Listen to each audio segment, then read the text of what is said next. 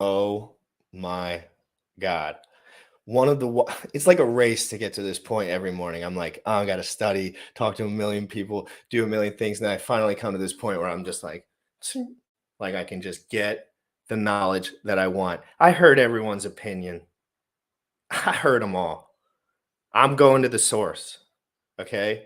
This is a bit of a controversial episode for me because people in the Hex community don't use their brains very well sometimes. And there's people in the Hex community that think Terra Luna is an absolute shitcoin. And you know what I do to those people? I mute them and I block them, and it's not because I don't own any of this project that we're talking about. I own none, and I want them to know this too, Joe and my other guy. And I own none of this shit. None of it. I own Hex and I sacrifice for Pulse, and I'm pretty new to crypto. But what I do is I can see through bullshit from a fucking mile away. And I could see that in this community, there's a lot of confusion. And the confusion is because people that shouldn't be talking are talking. And they're talking too much and they're acting like they know. So like the first 6 months that I got into Hex, I was asking a lot of people questions. Luckily, Motley and Wendy's were there. Fucking thank those guys so much. They were there and they showed me everything. But if I listened to a lot of other people, I'd be rather confused, right? If I asked somebody in the Twitter space chat if Terra Luna was cool and they immediately said it sucked and it was the biggest shitcoin ever, maybe I'd never look into it. And vice versa. These guys are fucking smart guys that I'm talking to here. This is about synergy, guys. If this channel goes to zero and Sam stops streaming, all the boys I'm about to stream with go to zero, all this stuff is going to go nuclear anyway. So why don't we just cover it properly? Instead of being so stupid that you can't for 1 second just consider that there's a little bit of a bigger picture than 100 dudes circle jerking each other on Twitter. Okay? Like I'm just sick. I want to learn, right? I love Hex. Richard Hart has the most transparent person I have ever found on the internet in all my years of studying, as far as his work and as far as his free knowledge. Like I've never gotten any more value than I have from Richard Hart in the Hex ecosystem, which I'm pretty much invested in for the most part. But I'm here to cover the truth. I'm a journalist. I ain't nobody's fucking. I'm here to learn. Richard has the best shit in my opinion. But every Friday on this show, moving forward, I'm going to invite another project on, and I'm going to talk about the details of their project, so I can understand because we have high standards in the Hex community. Immutability, admin keys. And that doesn't mean that other projects that don't have those things are forever failures, but that let's talk, right? Can we talk? So I'm sorry if I'm rambling on. I'm really passionate about this.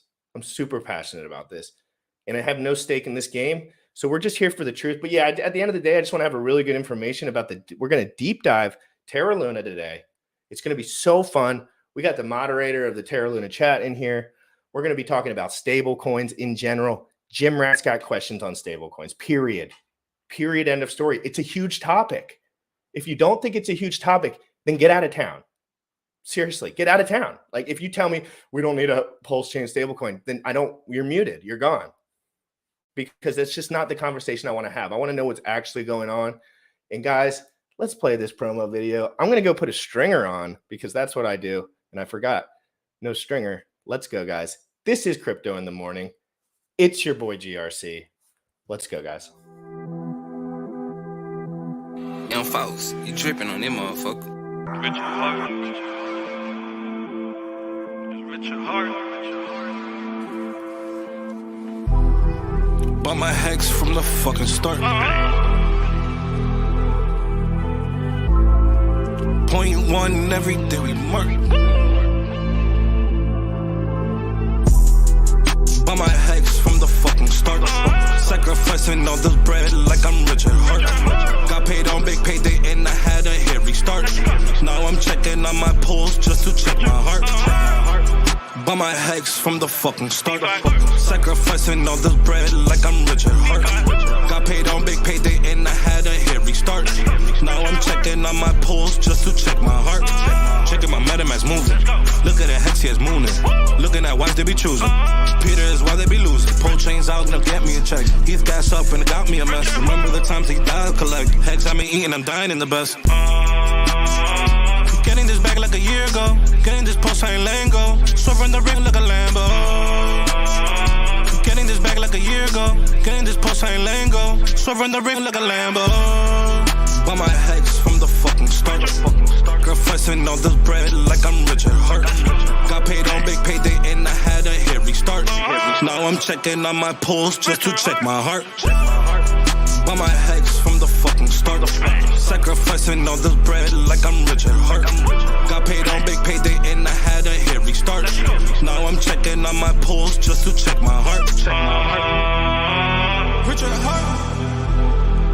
Richard Hart. Richard Hart. Richard Hart.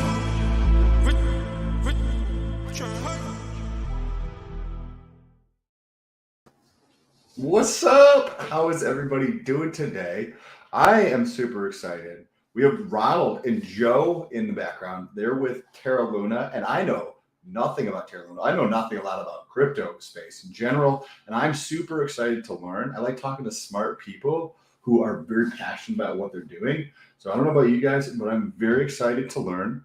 Great morning so far. Already went to the gym, already down 12 pounds for the fitness challenge. If you guys are in the fitness challenge, give me a bicep in the chat. Already down 12 pounds in the week. So if you want to, get some alpha over there, you guys should check that out. I'm calling non-natty. He's a non-natty. No, guys, just kidding. Okay, I had to run in my car because I left my window down and it started raining, so I'm a lot of breath. I'm super We're gonna excited invite our to learn friends about on this. now. Sam, I need you to stick with me. Not smart-wise, but just like we have to make sure that we're tending to the conversation, right? Not just our intellectual nuggets, right? So we want to make sure the chat's understanding as we go. So I'm going to take the lead on asking the questions. You take a couple deep breaths. We'll bring on the I'm going to take Joe the lead Ronald. on asking the questions, and then you come in and just like hammer out whatever you need to know. Joe, what's up, bro? Guys, what do we got? How's it going? Yeah. Hey, thanks everyone for having us join. We are not here to talk about, why one coin is great and another coin is not great. What we're here in the Terra community to talk about is the stable coin called UST. Well, we respect the Hex community.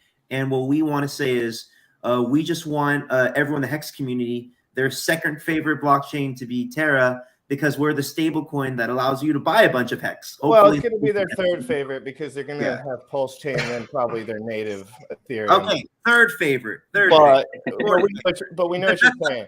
No, we know what you're saying. Nobody likes Ethereum. Yeah.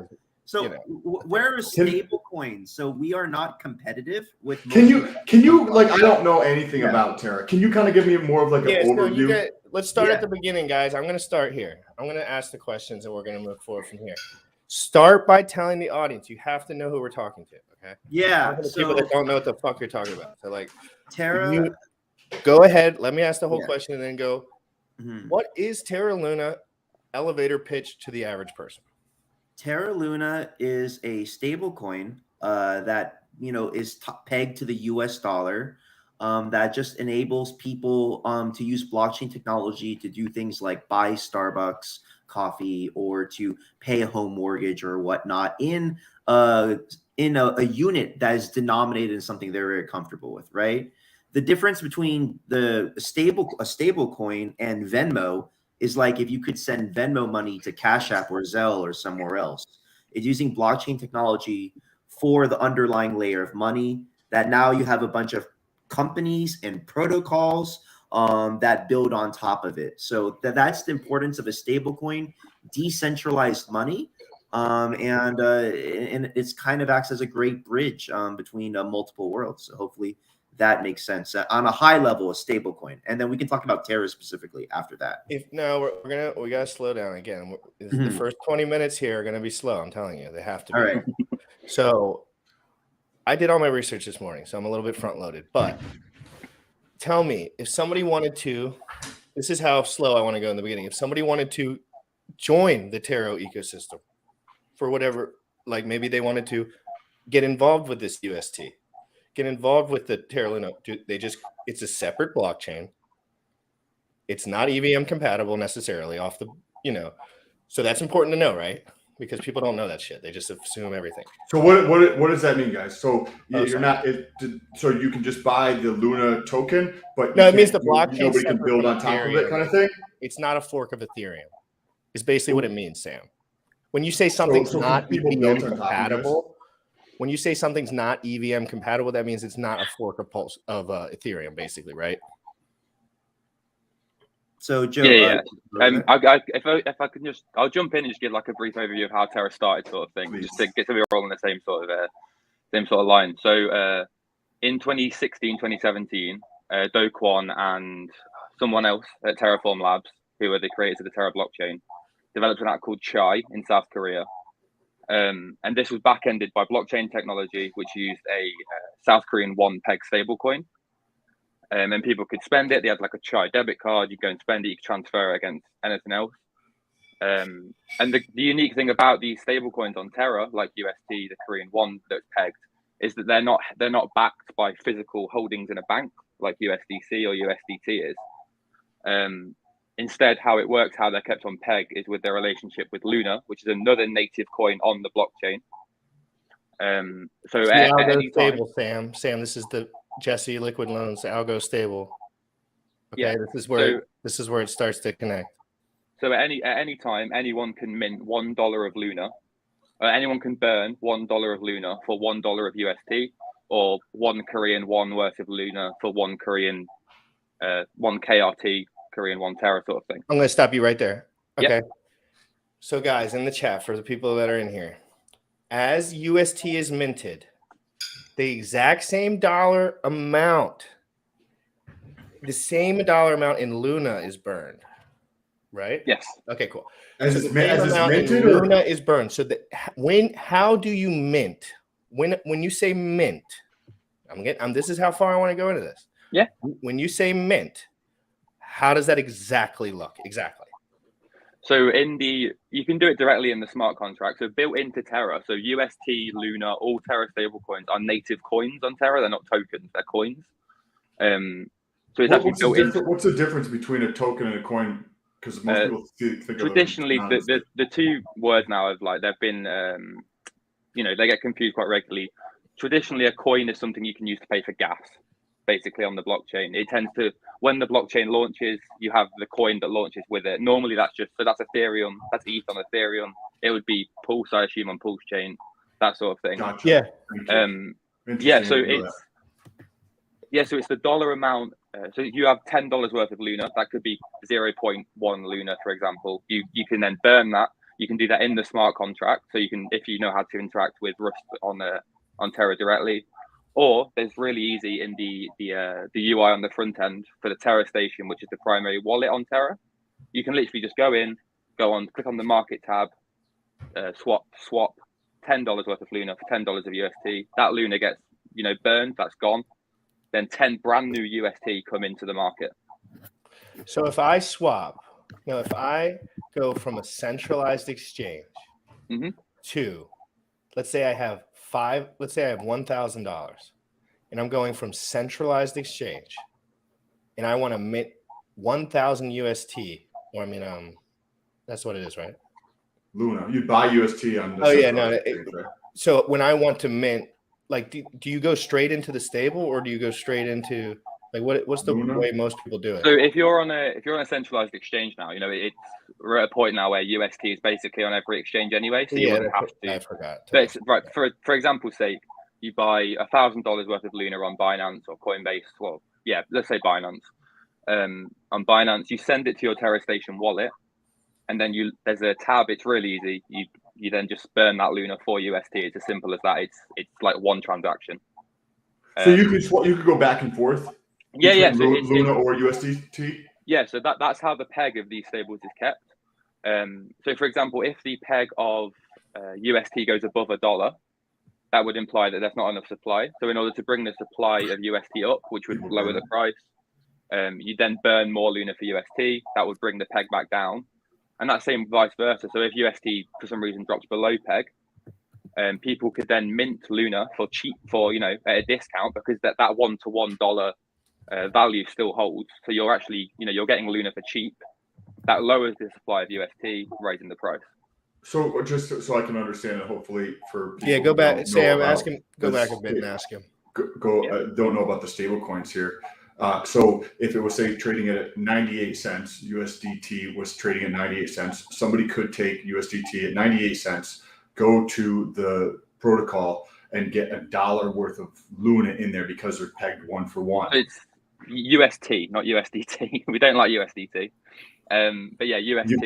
UST, is that what That's it's? it. UST. Thank you for correcting me. Thank you. No, it's UST. fine.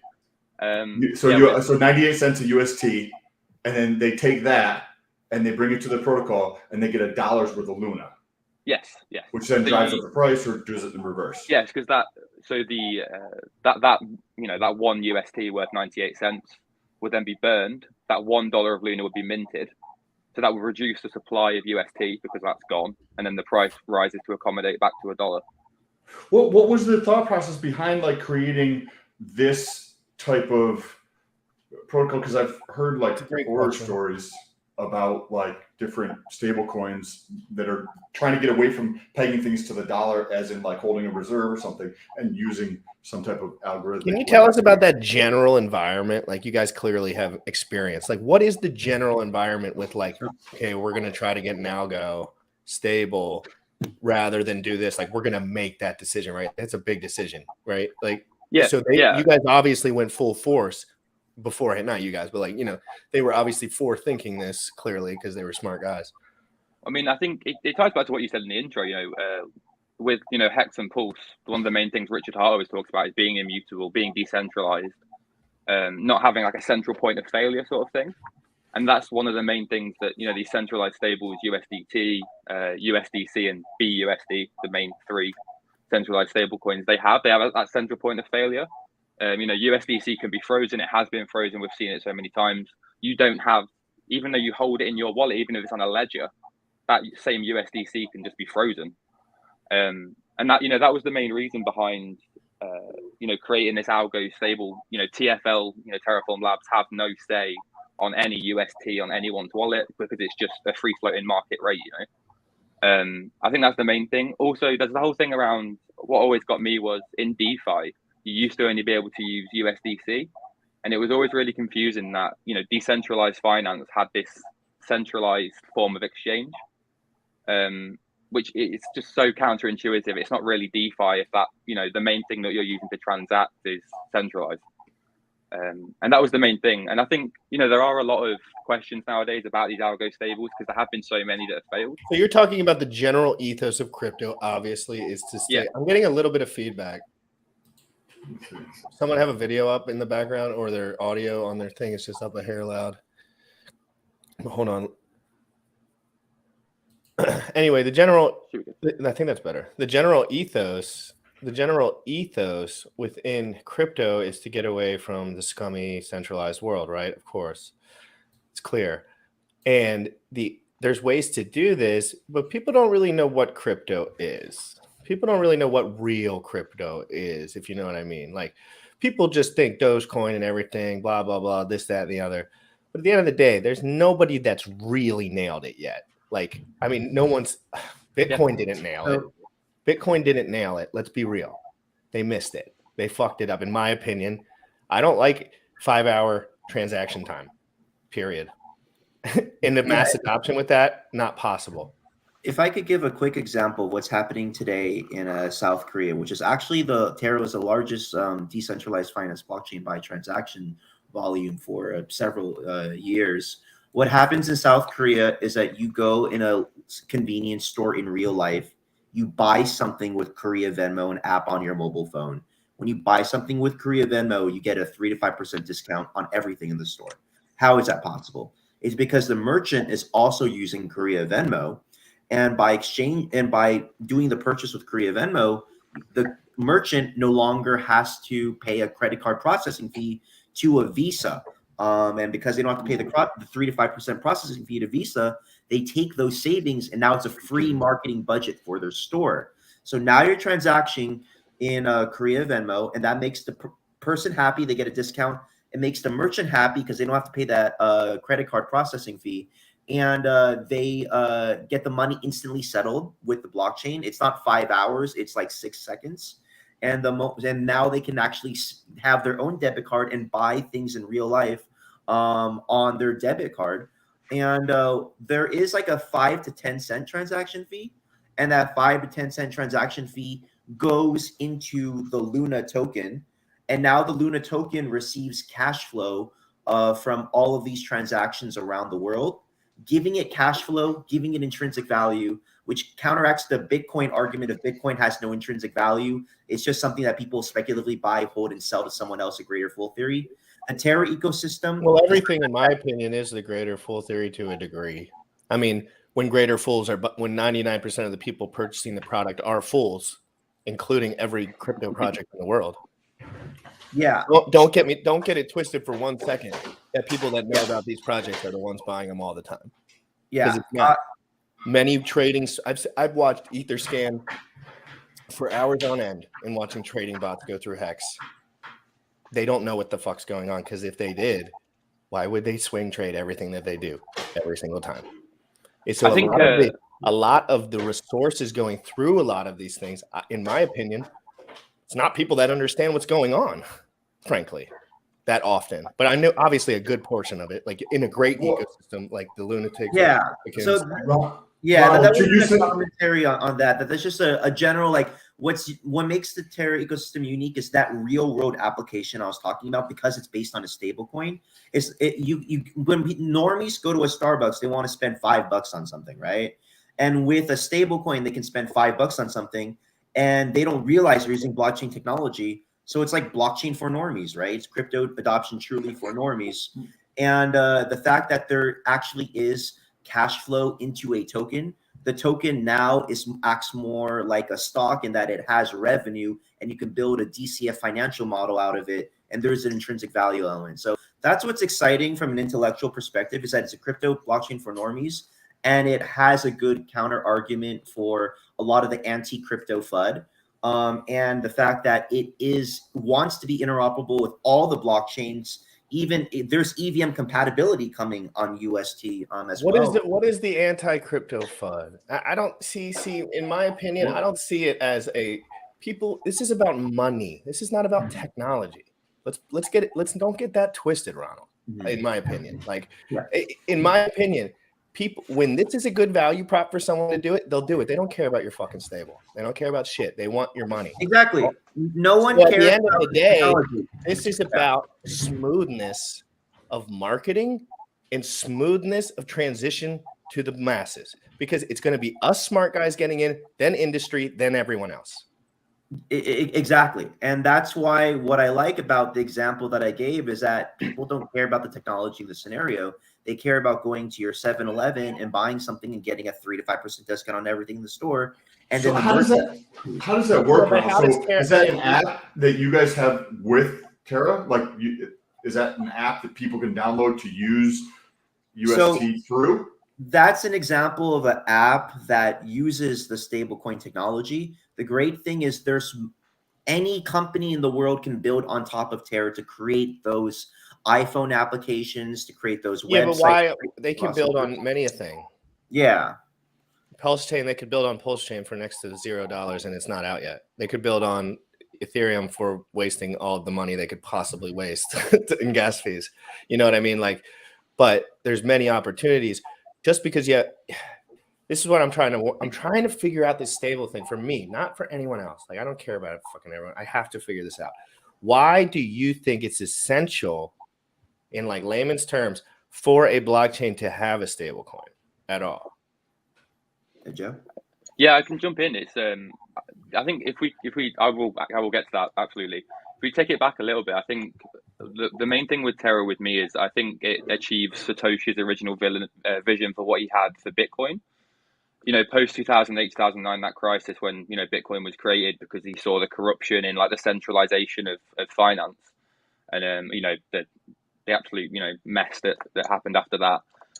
He tried to develop a decentralized currency that could be used anywhere instantaneously for cheap, sort of thing. Obviously, as you said, GRC, it's not going to, that hasn't worked out as he intended.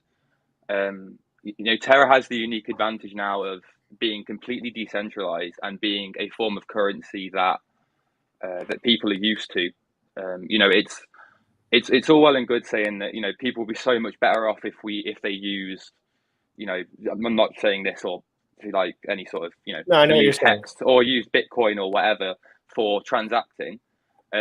But, you know, try telling that to my 60-year-old mum who doesn't, you know, has a hard enough time using her phone rather than, you know, using. But why something will that isn't you front denominated in run? pounds. Why will you front run the government? How are you going to get involved with them? How are you going to get involved? What is the SEC regulation to all this? Why you guys? Why is 7-Eleven going to adopt Terra Luna? I don't know one person that knows what Terra Luna is.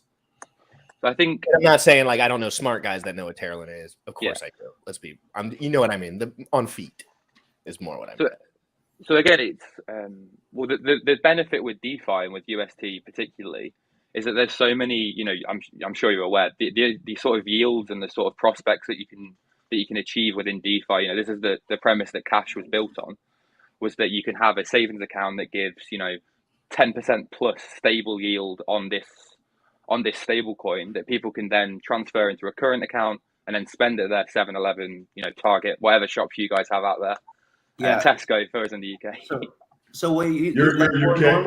For a normal person, what you can do is you can go on a website like www.cash.io, cash with a K, and you can ACH or wire transfer money from Wells Fargo, Bank of America into a checking account, where then you have a debit card to spend against what's in your checking account. This is an FDIC insured checking account.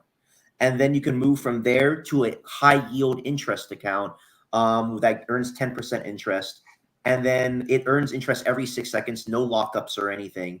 And at any time, you can move from the 10% interest savings account back to an FDIC insured checking account to spend against in real life. Go to your ATM, get physical cash, or send it back to your bank. Can you explain that? So we've got like the UST, right? That's the stable coin. That's just done in what it is part of this smart contract that interacts with Luna, from my understanding. Yep. Right? Mm-hmm. You got it. Luna is the 2022 version of credit card processing, in the sense where we can get rid of the ridiculously high transaction fees that are out there, make it way more seamless, and you can interact way easier.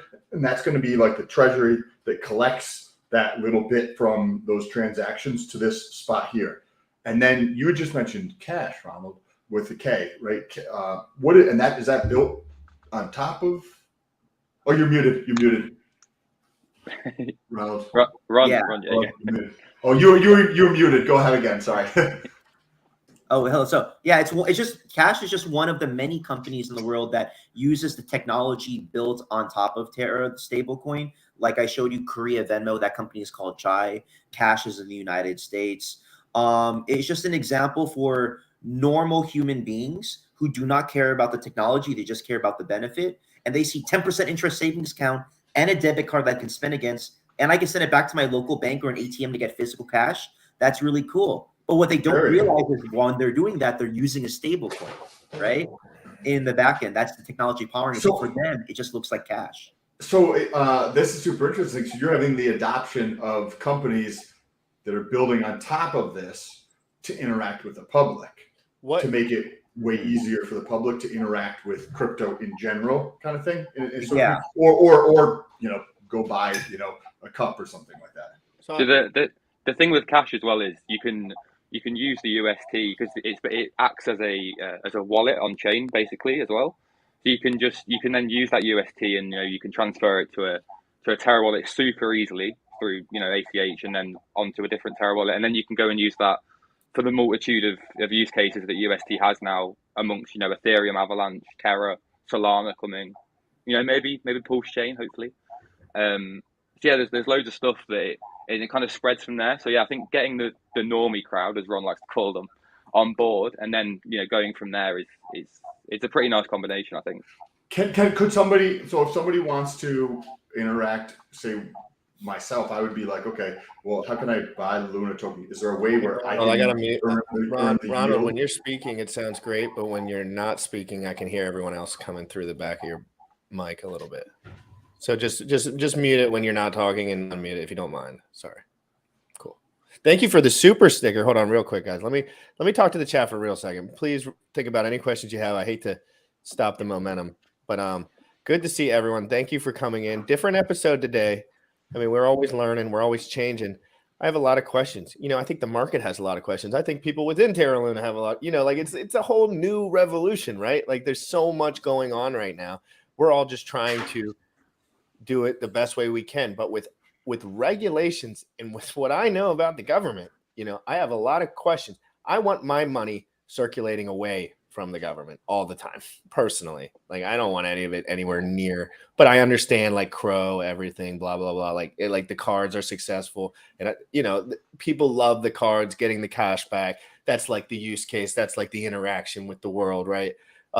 But what are the disadvantages of Terra having came out already in a world that is only getting forked and updated every 11 seconds? Like what is Terra immutable in any way, shape, or form? Is the code open source in any way, shape, or form? And when you get into the Terra ecosystem, well, let's go there first. Yeah, I mean, I can take that one if you want. In terms of immutability and decentralization, you won't find there isn't really another chain yet. I know you're probably going to say full chain, but we haven't got there yet. There isn't a chain that's more open than Terra. When you say open, so UST is UST, which again I know what you're talking about, but I will get to the Terra.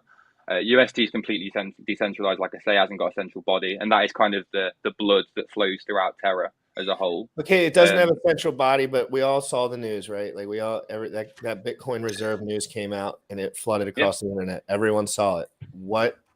Why is it just a safe haven in case something goes wrong? Is it just a reserve basically on top of a stable? They're basically doing the same thing, but they're just putting the bank on the back end of it in case something goes wrong, perhaps? Like what? Because basically they're saying my stable doesn't work, so I'm going to back it by Bitcoin. So I completely understand why you would take that from the news and even from what some people at. Go ahead.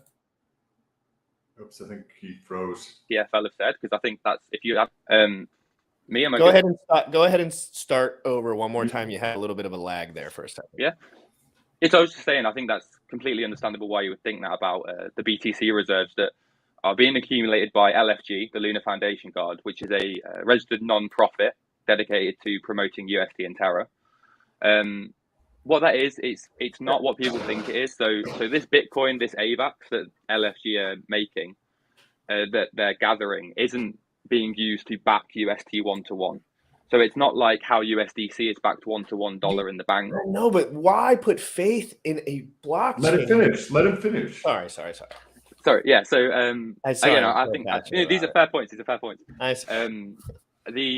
All it is if I don't think they'll ever be used, but if UST does depeg for whatever reason going forward, there's multiple proposals up now. I think if it depegs down to like 98 cents, a user would then be able to go into the smart contract with these reserves and swap one UST for $1 of Bitcoin or $1 of AVAX or whatever is in the reserve. And then that would essentially do the same thing as what the Lunar UST relationship would do, only when it's depegged. And essentially, what I think's happened is Doe and the LFG have essentially just done that to shut up haters, basically. It's a great advertising tool because Bitcoin maxis can't now hate on UST, because if you hated on UST, you're essentially hating on Bitcoin. Hey, that's a great point. It's a really good marketing tool for that. I think it's more just a marketing thing. It's like like you say, you haven't really heard about Terra that much, and you've seen this in the news. You've now got us on. I've seen people pull up the price chart, certainly.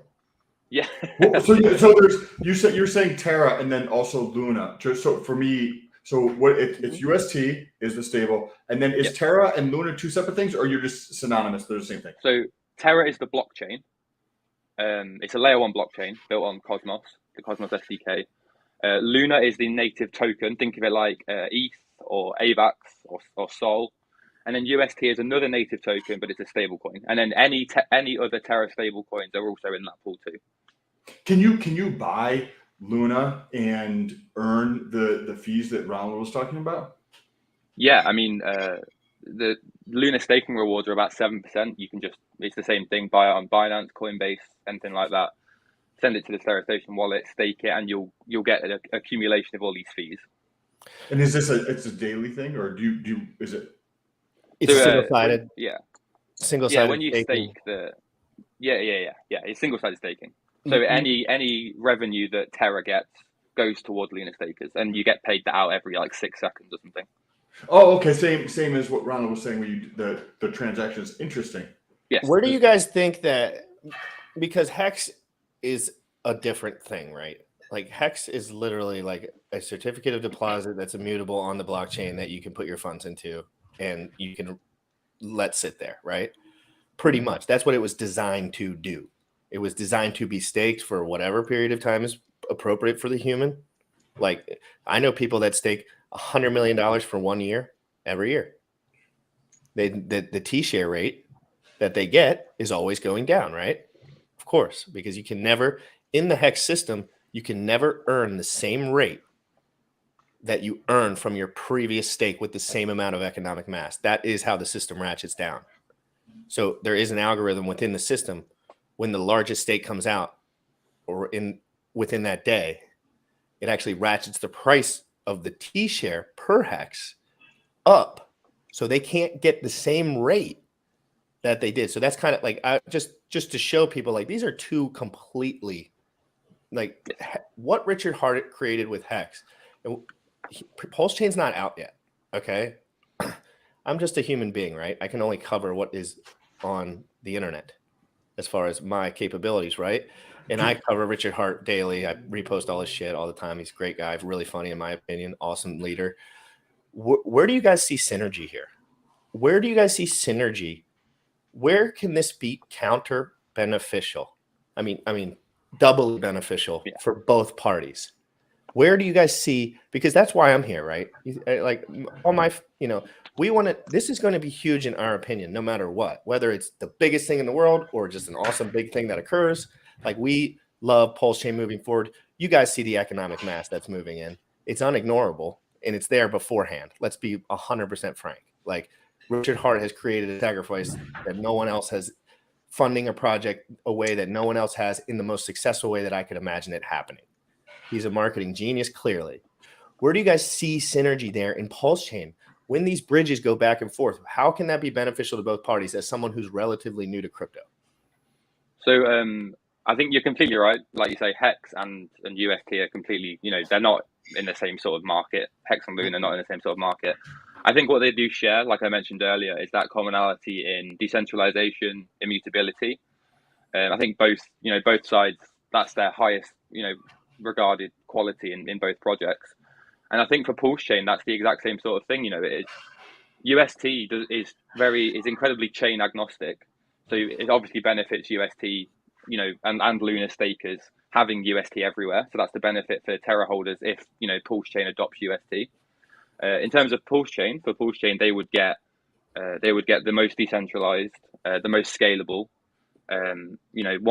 growingly having the most use cases, stablecoin out there. I can't imagine Pulse Chain wanting to use USDC or USDT. That seems really counterintuitive to what the whole idea around decentralization. It seems that the general thesis would be no. You're correct. Yeah, I mean, it's like I say, I have a friend who's really deep into it. He made the Pulse sacrifice on day one. He went straight into it and tried to get all of us onto it. And he rattles off the same thing. It's admin keys, immutability, decentralization, and we're like, well, great, come and have our stablecoin is all three of those things. Yeah, and also USDT is that then immutable. There's no admin keys. UST. You keep saying USDT. I apologize. Please interrupt me if I do it again and just keep Let's go through a couple questions. And you guys, I just want to tend to the chat a little bit because I have about 6 starred questions here. And we can just get into whatever the questions go into. We'll kind of bounce around a little bit here because I just want to go down the list. Ask them about how the oracles work with it. So what is the oracles, and explain that in the best way you could. Sure. Yeah. So in terms of oracles obviously translate price data from IRL on chain. On Terra, I don't know what an oracle is. I would like if you explain that. Yes, that's pretty much what it is. An oracle all an oracle wants to do is translate data from the real world on chain.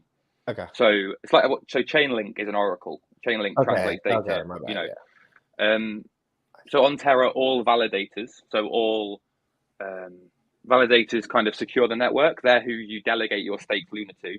They handle transactions. They dish out the rewards. All validators on Lunar are oracles. On Terra, sorry, are oracles. Like I say, with UST, it's not really it's not like the peg needs to be kept because it's done in this algorithm. So oracles aren't really needed for that sort of thing. But they are also done for some. So there's a protocol on Terra called Mirror Protocol, where you can buy synthetic stocks, and that stock's pegged 1-to-1 with their Wall Street counterpart. So you can get something called M Tesla, which is a decentralized form of the Tesla stock, which you can buy, sell, future, long, all of that stuff. Oh wow, that's super interesting. Yeah, I mean, it was mainly developed for like the Asian market, so they have an access to US markets and US stocks. It's growing a lot as of late. That was the first protocol ever launched on Terra, and that's pretty much what ignited this thing, because everyone pretty much reacted like you did. Then they were like, "Wow, that's really cool." Yeah, that's fucking awesome. Yeah, and you can build on top of it, like you said, that you can do a future or some type of. If people want to use derivatives, I'm sure that could all be built on top. Yeah, of it. there's a protocol coming later this year called Sigma Protocol, which is doing exactly that. It's doing like derivatives and like options. Well, and so this is this. Do you think that there's going to be something coming out where they're going to have the same type of like features of different blockchains on there, right? Like, because the first step is like getting everything from like legacy into crypto. But then at some point they're going to be like, well, you can do this relative to like, these other chains that instead of going through this roundabout way to like move your shit over here through a bridge or this, that, and the other thing, and swapping on these things, like you can just get that access much easier this way. Like you said, in the Asian market, coming up with a way that they can get access to Apple or Facebook or Tesla through this. Yeah, Terra tends to build more on demand. It's not it's less of a build it and they will come sort of thing. It's more UST is the focus point. What can we do to expand demand for UST? That's really cool. I hate to say it, but you know what I mean? Like it's a great different way to like, the cesspool of crypto now. It's disgusting. Absolutely. It's disgusting. Let's be honest. It's for guys that are intellectual. It actually hurts to look at. It's annoying. People on other chains, like Ethereum and elsewhere. Like I say, Terra is very chain agnostic, but it does tend to be okay. What can we do to get TVL sort of thing? What can we do to get money coming into us? Yeah, because I see that. I mean, it's apparent. Even if you didn't say that, I kind of knew that intuitively by seeing all the activity on all of the exchanges with the stablecoin. It's very clear that you guys tried to push hard with whatever marketing or connecting everyone and however way that goes because there's good projects that don't get that kind of connectivity. Yep. You know what I mean? On the Oracle thing. So just for my clarification, the Oracle is kind of like a validator. No. So an Oracle and validator normally are different. So an Oracle just brings price data from the real world on chain. So for those synthetic stocks, it would bring the price from Wall Street. Okay, like a ticker or something. Okay. Yeah, something like that. A validator is used specifically in proof of stake. So you'd stake with a validator, and then you get rewards for doing so because of all the transaction fees that they deal with. Is that sort of I thought you had mentioned that the Oracle and the validator with Terra were similar or connected in some way. That's what I was asking. So they're not. They both validators also act as the role of an Oracle on Terra. So they're not the same. Like they do two different functions, but just on Terra they're done by the same person or the same thing. Is it like the entry point for a lot of the data? Does that say for like the company that built the thing to allow you to get like the peg with say Tesla, that data has to come in through somewhere. That's going to come in through the Oracle portion of the validator that's bringing that on. And is the company, how does that work? Because they're probably paying to put that onto the. That's right where I wanted to get to. That was Bob's point right there. Oracles are not bad as long as they don't lie and wreck everyone, right? If there's some sort of like, hey, Sam, I'll give you $100,000 if you just put my thing on number 201 rather than this thing or whatever. You know what I mean? There was actually an incident of that, and it comes with like the youth that Terra was. Terra, 18 months ago had 0 protocols. Mirror only came about in December of 2020. Up until then, it was just shy, and it was just KRT, and now obviously with the second highest TVL. So there's going to be growing pains with stuff like that. There was an incident last year where a guy got absolutely destroyed on Mirror because he longed a position, and then the Oracle reported an incorrect price data sort of thing. So there is stuff like that which does you guys happen. know that on CoinMarketCap, Hex is listed at number 201. Yeah. It got moved. Can you give me your take on that? Can we talk about transparency and the on CoinMarketCap, the number one CoinMarketCap listing site? Hex is not only in the top 100, but it's actually listed manually. You have to go into the back end and manually move Hex from 201. I mean, from number 3 from number 4 or number 13, depending on how they do it, to number 201. Why do they do this, guys? Because they don't make jack shit money off of people trading Hex, because they don't trade Hex generally. There's not that much trading volume, right? When I get my Hex, you know what I do? I go to hex.com and I stake most of it and I leave a little liquid personally. So why do you think now companies in marketing will start to be transparent? What makes an Oracle different from any other bull-ass marketing scheme in the industry?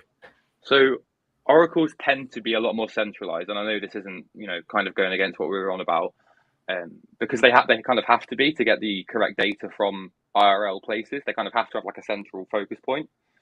So what I assume is going forward, I know Chainlink, who is the main, they're the main player in terms of oracles. That's what Terra is actually transitioning to Chainlink for a lot of their price feeds.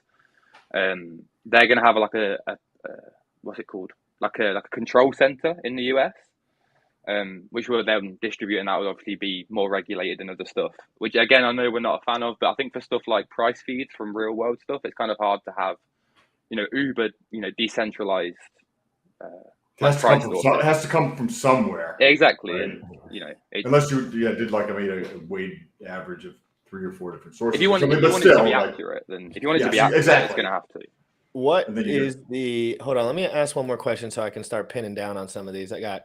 Does Terra Luna have admin keys? That was one of the questions on there. No, basically. TFL has, so TFL again, the owners of the blockchain, they hold like 35-40% of the total Lunar supply, which I know nowadays sounds like a lot. It used to be a lot higher. It used to be like 60%, but they're slowly releasing it. Can you start that over one more time and say that one more time for me? Yeah. So TFL, Terraform Labs, they hold currently around 35-40% of the total supply of Lunar. And what is Terraform Labs?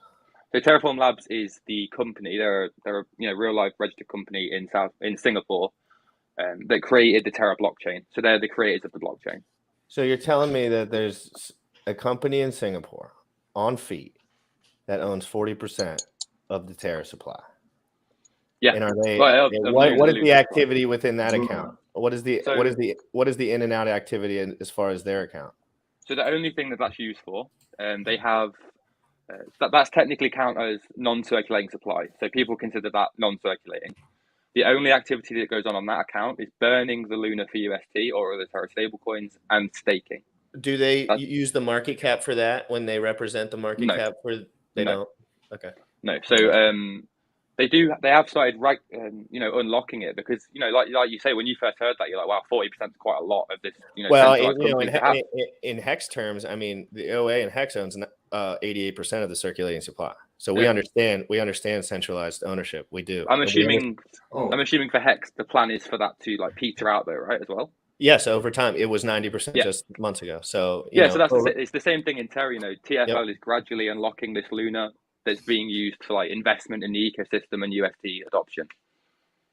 I'm looking some stuff up in the back, and I literally, with my ignorance coming into this conversation, thought that I'm like, oh, okay, there's the Bitcoin and ETH, and then USDC, and then USDT, right? And I just kept thinking that was yours, and I didn't really think that it was anything different, but I'm looking into it now, so I see it.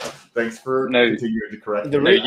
USDT is just it's probably the worst bunch. I think most people agree on that now. They're they're not transparent at all. A lot of their backing, in quotation marks, isn't there. It's obviously super centralized. Yeah, we're not a fan of that at all. So the UST is there's no admin keys, there's no like anything else associated. It's immutable, and it's just interacting with Luna. So people in this community are very concerned about that from the security standpoint. Like, understandable, there's a lot of fucking shit that people get scammed on. So that's super interesting. I wanted to ask about the growth rate of people, and maybe this is Ronald's, cup of tea, but is the growth rate of the people coming onto it from real life, like the companies that are building onto it. Is there a trajectory on that? Can you see like a trend on that? There is a huge trend on it. Joe can speak to this as well, but there's going to be over 600 plus Terra projects this year. And the TVL, if you look at the charts, has grown fairly exponentially.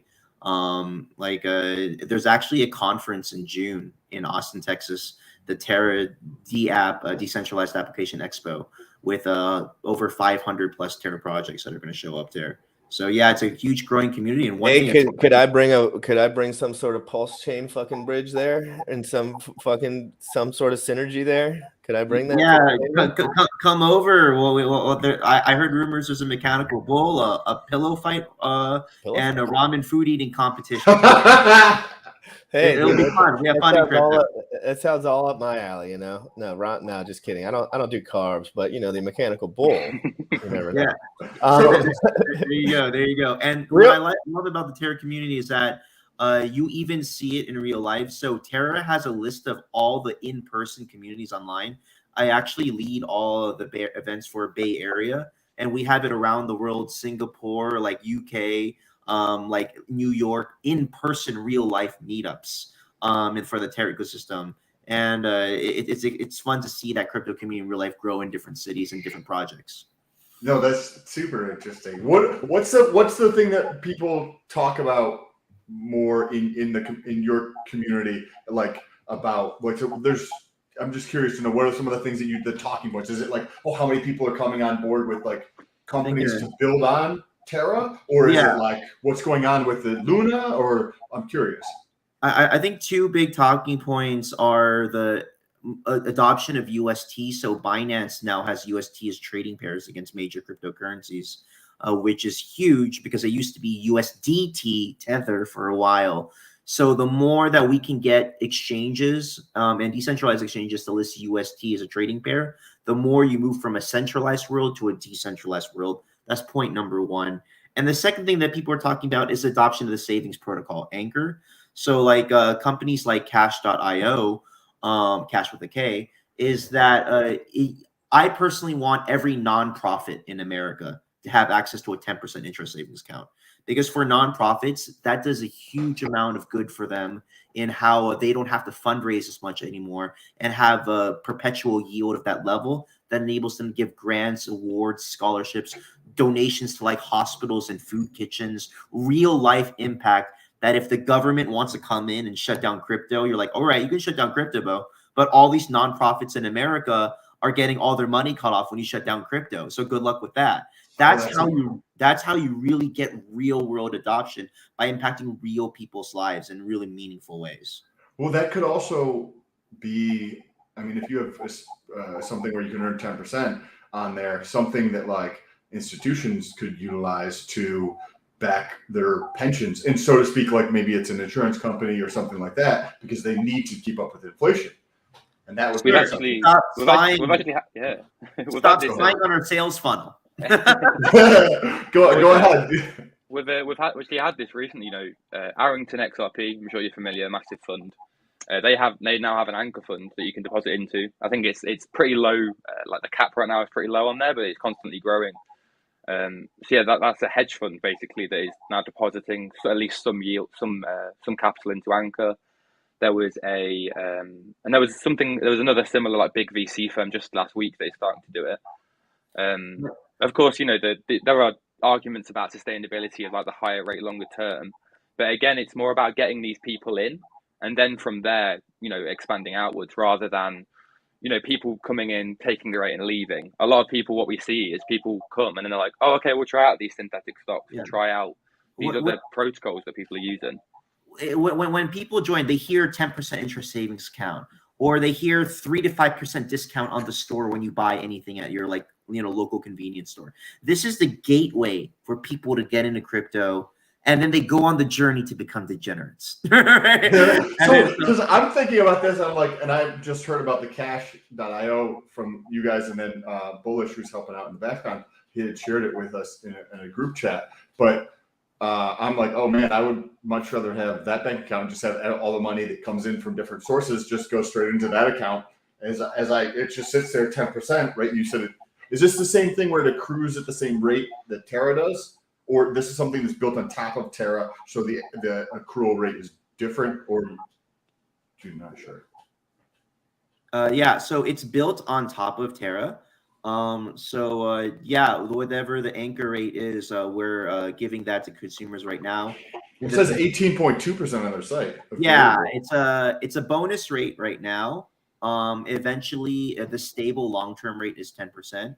There's all these different mechanisms that different companies have to get people in, and like long term, when people are using a savings account, they're using crypto, they're using stable coins without fully realizing they're using stable coins. And once they get more used to it, now they learn how to send money from cash to like Terra Station or MetaMask or different exchanges, and then now they learn how to do cross-chain activity, get on Pulse Chain, right? And now they really start going deeper down the rabbit hole. And so you just have to get people the foot in the door, and you get their foot in the door by saying, you can go to Starbucks and buy this with this, right? And then now once their foot is in the door and they're open to it, now they're more open-minded about the world that blockchain presents, and hearing about all these different mechanisms. They see the benefit in their own lives. So this is the cash is something, because it's just connecting the two worlds, is something that I would actually have to put KYC, I would assume. Yeah. So the number one thing that, I hear what everyone says in the crypto world, but when you go to the government and the government's like, all right, how do you stop child pornography and terrorism? And if you go to a pure DeFi person, they'll be like, everything's unstoppable. And the government's like, yeah, that's not going to fly. And then so you need a intermediary bridge in order to kind of facilitate that. And then that's what programs like Chai and Cash do, is that they're kind of intermediary bridges with the KYC. And then eventually, once people go down deeper into the pure DeFi world, now that's not, underlying stuff is not there. And then so again, it's just like, how do you phase people in step by step into an acceptable world, and how do you make a very complex stakeholder world happy, right? Because you have the government, you have individuals, you have on the protocol level, you have the different funds, and they all have different stakeholder perspectives. And this is something we have to keep in mind in crypto. There's many people in the world with many different life motivations, and in order to get adoption, you have to think from their perspectives and their shoes. I used to work in healthcare insurance, Humana, Fortune 100 company. And between what we did for older people who are on our healthcare plans, to doctors' offices, to CMS, and to their subcontractors, there's so many different constituent parties. And the key is to having deep human empathy to their different perspectives to bring everyone together, right? That's interesting. When you were talking about this, and I was thinking about the account here with UST, I'm not sure exactly how you mint the UST. So can you touch on, I know, Joe, you talked about it earlier, but I missed the understanding of how you, because I can just go buy some UST, but you had talked about minting it. So if I was like, hey, I want to actually mint UST. Yeah, so like you say, UST now is at a point where, the regular user like me or you, I haven't minted UST myself in, ages, because I don't, who would I don't sell Lunar. Who would at this point? So the people now that tend to be minting UST, it tends to be much larger individuals who need it for, mass transactions. So we see a lot of periods where these exchanges will burn, an absolute crap load of Lunar, like millions on millions each week. And you'll see it come in like batches of 1.5 million Lunar burned a day. And then the next day it might be like 40,000 Lunar. And so it tends to be these bigger firms now, because UST is to a point where there's 19 billion UST everywhere. You don't need to go to the market mechanism. Is it good for the system when people mint? Would the system rather people mint? So it seems like, okay, so here's this is a common thread now that I think about it. So as you move from centralized exchange to other things, right? Like people like me, I'm not going to mint UST because it's probably just going to be like $1,500, $1,900, whatever I'm at the end of the month or whatever I want to throw in, right? Mhm. So I wouldn't go towards that mint phase. I just go to Coinbase and probably send it over. But people that are more methodical in general, like my co-host Sam in general, like he would be somebody that would say, hey, is there a better rate here? Is there a better rate if I actually mint? So as far as fees and minting and sending, is there a better rate for minting directly? So the rates in general on Terra, the fee wise, you're looking at pennies, like cents, sorry, US. Like it's like 8 cents for like a total transaction. And again, I think to your point, it's not about, you know, individuals going and, you know, they're like, oh, I'll just go and buy some UST from an exchange. But then it's like, okay, where did the exchange get the UST from? Like you say, it's as demand for UST and Terra grows. You know, Terra is now the largest protocol in DeFi. Well, or nearly. I think it's like second to Aave. And Terra is the second largest, you know, blockchain. I have some questions these about grow. Anchor after you talk too, because I'm not clear. Sam, are you clear? But I just want to know, how do you mint the actual UST? Like what? Sure. I'm like, hey, I've got $100,000. I want to mint UST. How do I do that? What are the steps I need to do? Sure. So if you explicitly if you want to mint UST through burning Lunar, which is the only way to mint UST. So I need to acquire Luna to mint UST. If you want to create new UST, yes. Oh, okay, cool, interesting. So that's how the price value of Luna, you know, that's why we've seen it shoot up, because the demand for UST has shot up. So therefore, people need to buy and burn Luna. Yeah, if we get out of the normie world and go to the general a little bit with Luna, what I like about Luna is that it doesn't require a PhD in computer science to really understand like how the blockchain basic economics, yeah, and like how the different mechanisms are different. Like, oh, this has this many validators, this has this staking, this has like a, you know, master code, or like this one has like sharding technology or whatever. I'm not intelligent enough to understand any of that. So for me, like with Luna, it's do I think there's more stablecoin technology in the world in the future? Do I think there's more stablecoin circulation, from people getting 10% interest savings rates to UST being a trading pair to other exchanges to whatever, people buying ramen noodles with UST? If the answer is yes, there's more stablecoins in the world, the price of Luna mathematically has to go up due to the burning mechanism. That's like a high school level thesis that like anyone can really understand. And that's what I find so elegant about the Luna token itself. So Luna itself. So is the Luna supply fixed? No. So it used to be there used to be a soft cap of $1 billion when it first at Genesis, and that was mainly to disincentivize like mass minting of Luna to manipulate the peg of UST. Because if people just minted like a load of Luna, they could then burn it again straight away, and the UST peg would go all over the place. Terra's at a size now where that's not a thing. That got removed from the code in Columbus 3, I think it was, just like a blockchain update. So no, right now there's in theory an infinite amount of Luna could be minted if people just burned all the UST for Luna. That could, you know, go all the way up. Of course, if we assume that UST demand continues to grow, the supply of Luna has been falling exponentially as UST, you know, demand has continued. Oh, so this is interesting. So if I'm understanding this correctly, right, like the supply of Luna is not increasing. It can do. It does. You know, day to day, maybe. When you mint, how does the supply of Luna go up? What would cause the supply of Luna to go up?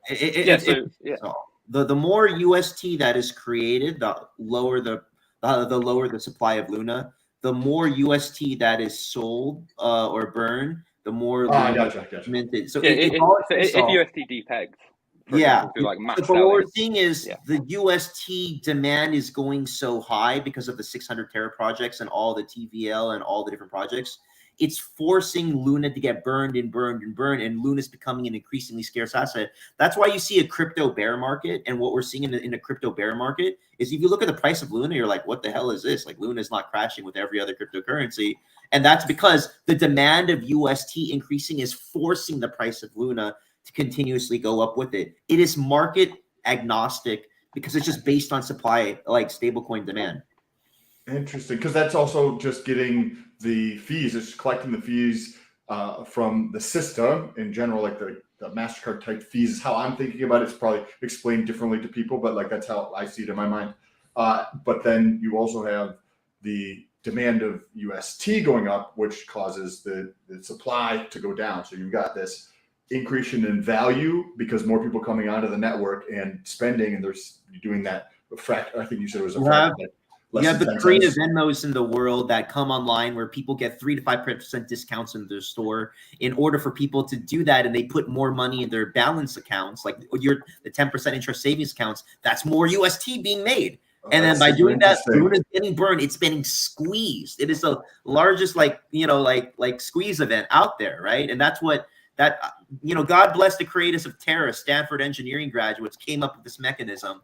And it's creating constant pressure against Luna to go up. And what's the biggest problem that people have with that in particular? Because some people don't like that. I don't think.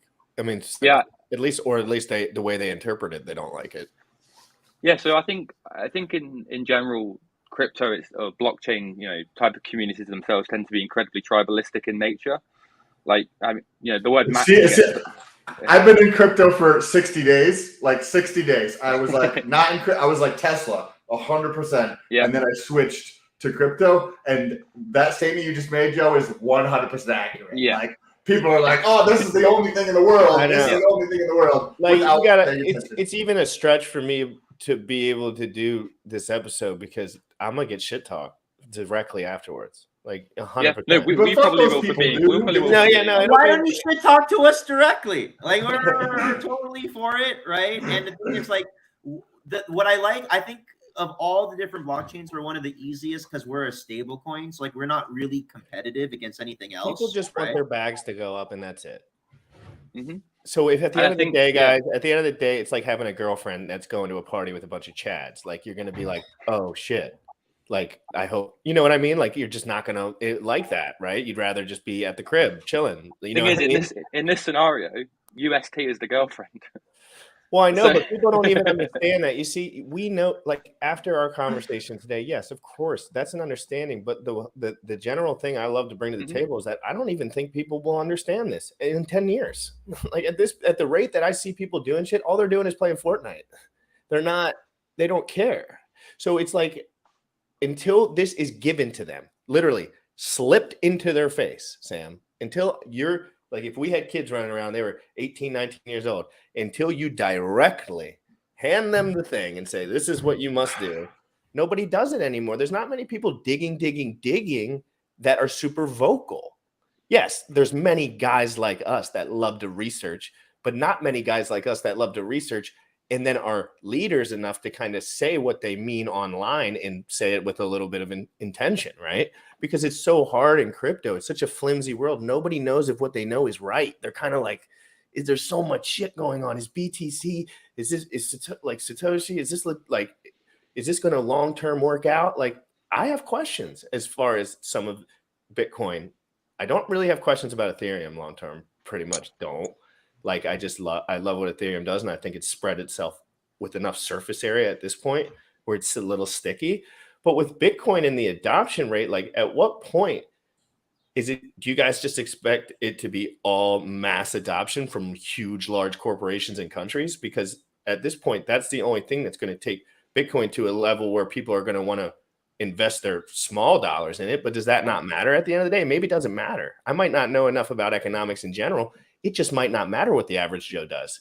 If Mr. Elon Musk has something he wants, they don't, because the average and I don't know, either you guys let me know your thoughts on this. I perceive like the average like smokes, they're going to be using like the US digital like scam coin, right? But the people who are going to be interacting with certain companies, they're not going to know, but they're actually on Terra. Like, from what Ronald's saying, it sounds like, and if there's 600, think about the energy behind that, right? Like, if you have a project and you have 600 teams, and it might just be a team of one, but independent of that, you have 600 individual teams all working in their own best interest based upon this one thing, kind of like Ethereum, right? So Ethereum's got that thing, and everybody's building on top of Ethereum. So like Ethereum's fucking cemented their place, at least for the midterm at this point, right? It could change, right? But at this term, they're cementing. And now you have, at least from my understanding, it sounds super exciting. Like Terra has these 600 projects, so all those people are going to be looking out for their best interest.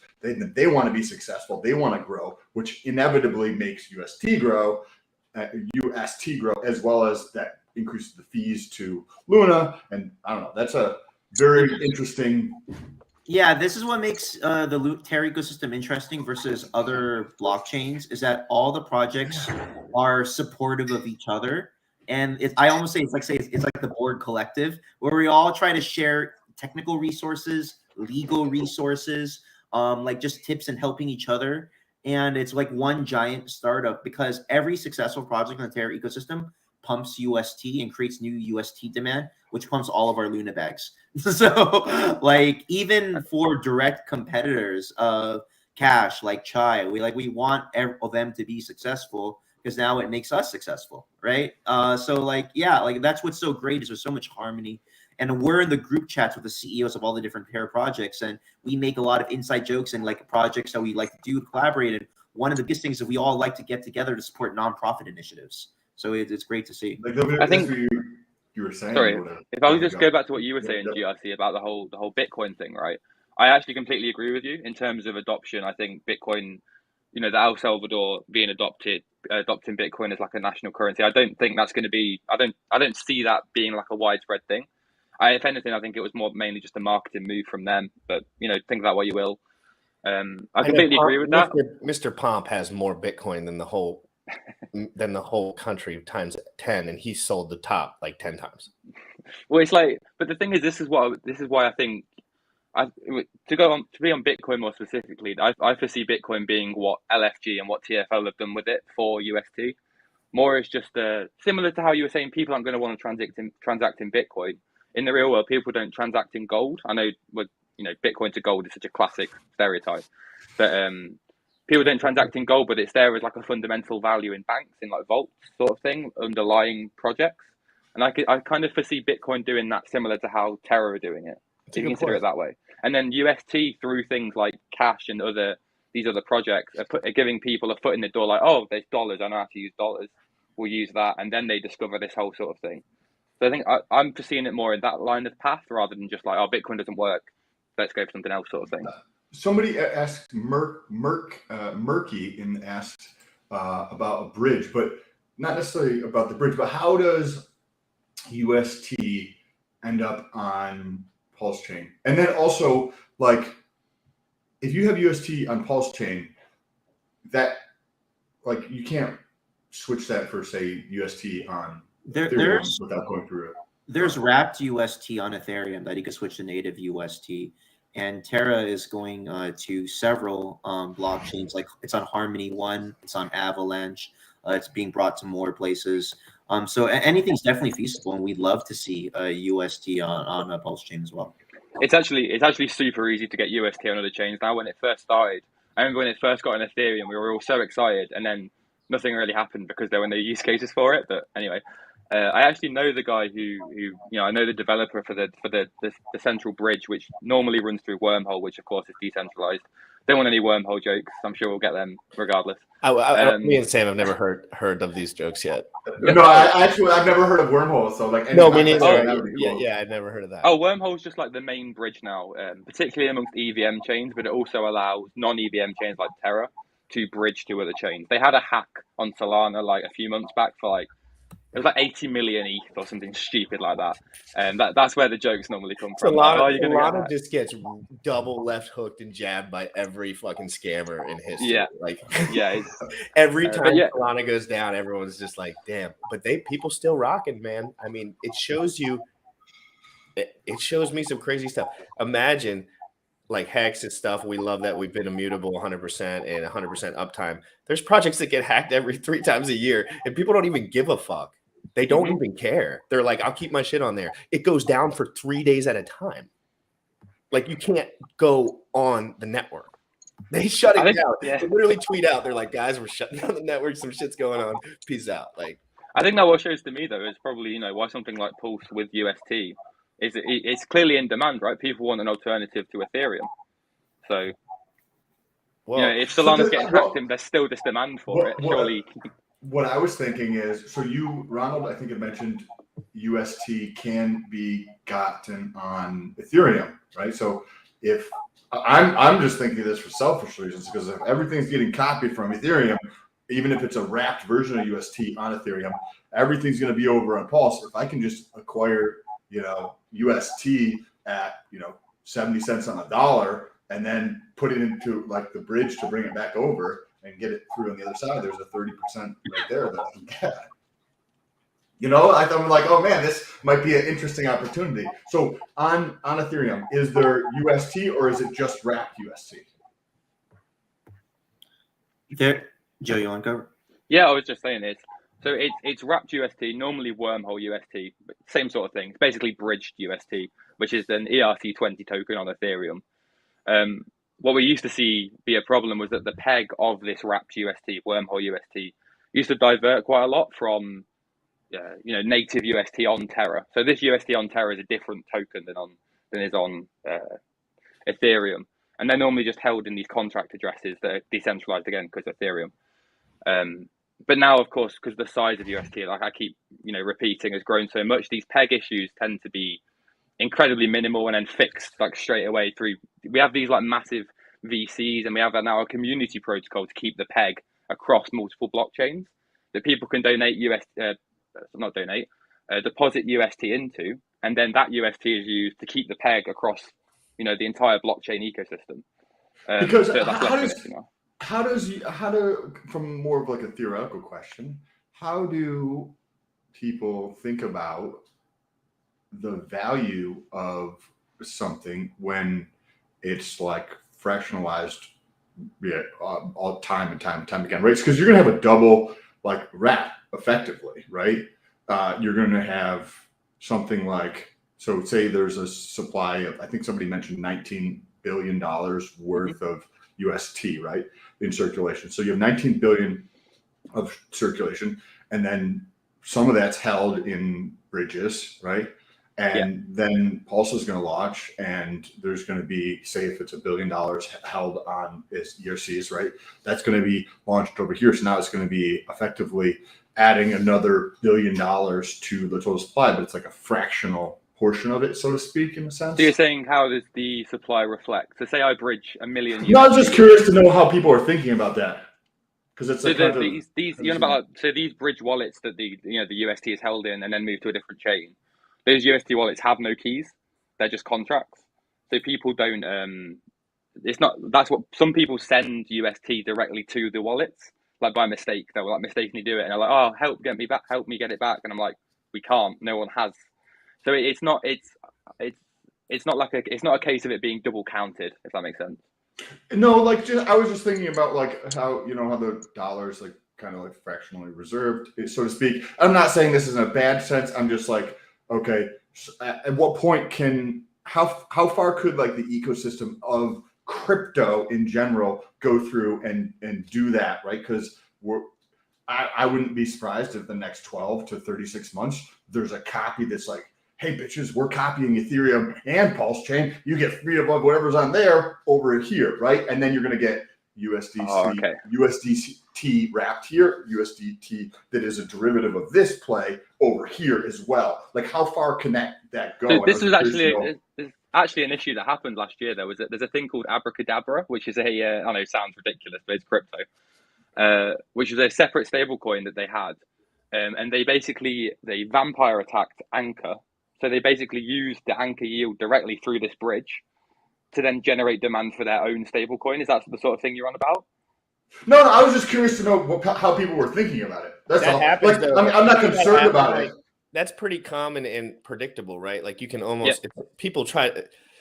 So Sam, it's almost like when guys like you are like, "Hey, there's value over here." Like, "Hey, I've been in the Terra system for 6 months, right?" Beep, beep, beep, beep. And then you're like, "Oh my God, this thing came out. There's value here. It might stick for like however long, maybe a month, maybe a year, maybe it'll be cool in the future. Who knows? Maybe they have better fundamentals.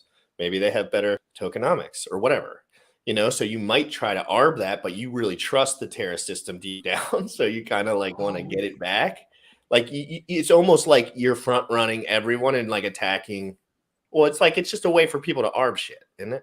Because It's a good, Joe. That was an interesting point you had there because it made me think about this. If you have, say, in that example where you have $1 billion ETH of UST, $1 billion gets copied over to Pulse, but it's kind of like a derivative of that to hold the peg. You're going to bridge some in, right? More than likely, somebody's going to do that, and then you're going to have the ERC20 that is bridged in, that is a wrapped ERC20 on Pulse. Plus, you're going to have a copy of that over here, which is probably going to be a trading pair between those two, but if what you were mentioning about a vampire attack, I actually hadn't even thought about, but that's interesting because somebody could grab this if it's all pegged around the same and try to bring it back through. So go ahead. So perhaps what I'm not overly familiar with the copying that will happen on Pulse Chain.